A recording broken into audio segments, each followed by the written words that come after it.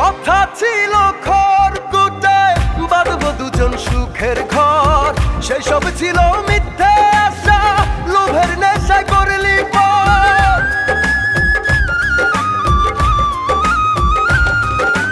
কথা ছিল খড়কুটায় বাঁধব দুজন সুখের ঘর, সেই সব ছিল মিথ্যে আশা, লোভের নেশায় করলি পর। তুই বড় বেঈমান পাখি, দিয়া গেলি আমায় ফাঁকি, ও পার জবাব দেওয়ার নাই কি কোনো ভয়?